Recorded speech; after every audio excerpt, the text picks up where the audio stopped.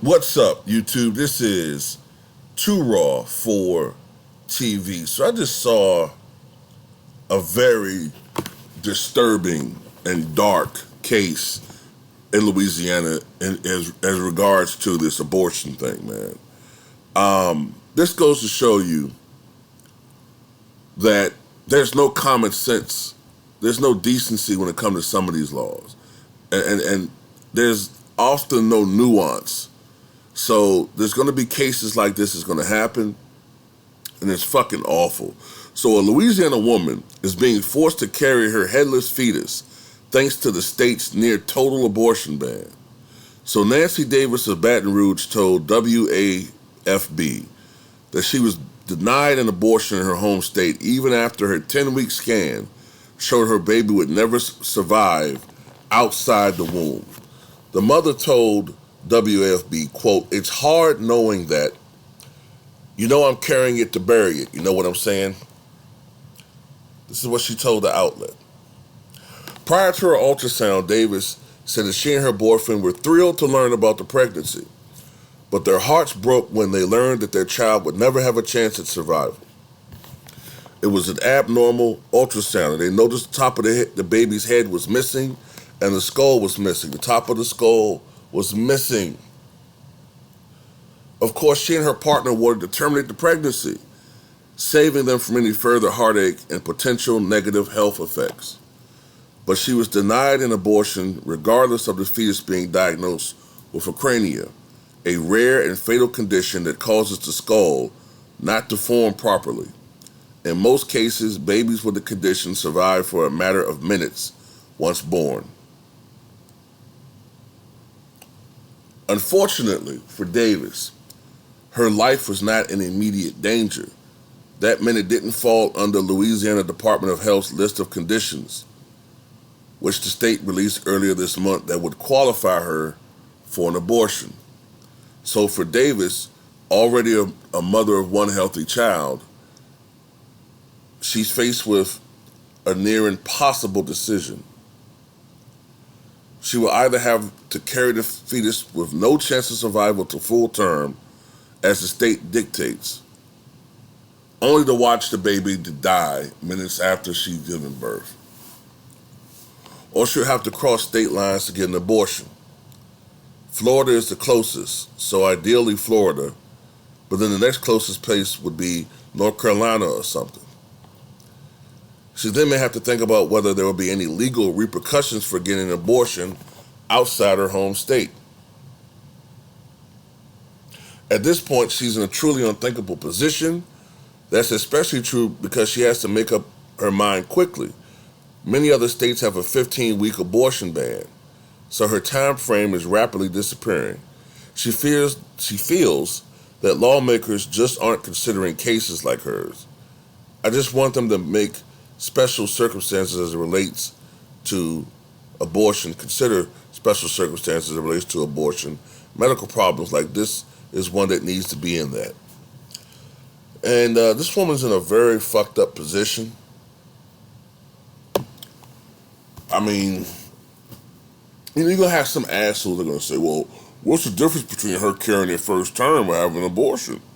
I mean, it's going to die anyway, but at least you're giving the baby a fighting chance. Well,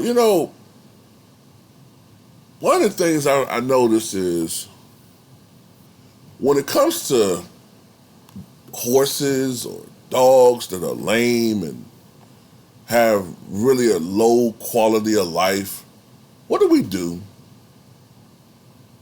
What do we do? We euthanize them, right?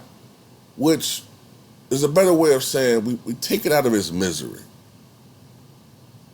We take it out of his misery because there's no quality of life for that animal to have at that point. And while I am generally against abortion in most cases, when it comes to rape, when it comes to incest, when it comes to the life of the mother, and when it comes to cases like this, I completely understand if a woman wants to have an abortion. And I have a problem also with men telling women what the fuck to do with their bodies. Because technically, you hypocritical son of a bitch, every time you jerk off, or every time you fuck a woman, or fuck somebody and bust off, isn't that a wasted life potentially? I mean, if you want to really get down to the science of it,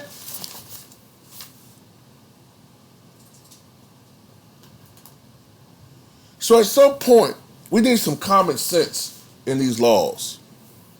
We need some common sense put back into these situations. I'm going to tell you something. Republicans are going to pay dearly for doing this. They're going to pay dearly for doing this. Even Ronald Reagan, even Richard Nixon, even Barry Goldwater,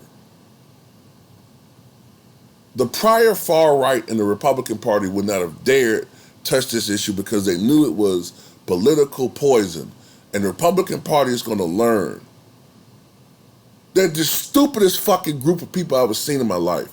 They don't, every time they fucking lose, right? They keep wondering, well, maybe we just need to push our message a little further. That's what the problem is. I think we need to verbalize and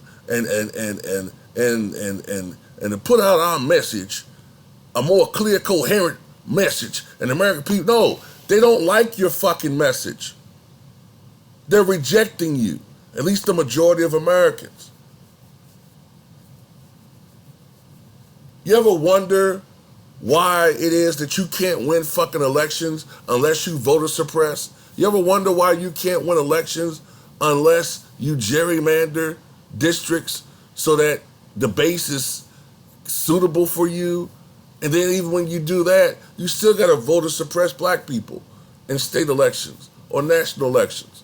Do you wonder why your party hasn't won the popular vote in a presidential election in some 18 years? So, at the end of the day, man, it's going to be hell to pay for these fucking people, man. And I think that's fucked up that women are going to have to do these things. Now, like I said, it's one thing when people are just willy-nilly having abortions, you know, without any type of remorse or repercussions. I have a problem with that. Yeah. But at the same time,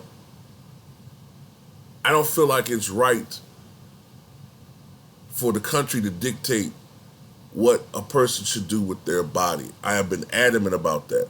I talked about that with the elixir, and I mean that with this. I'm not a hypocrite. So anyway, tell me what you guys think.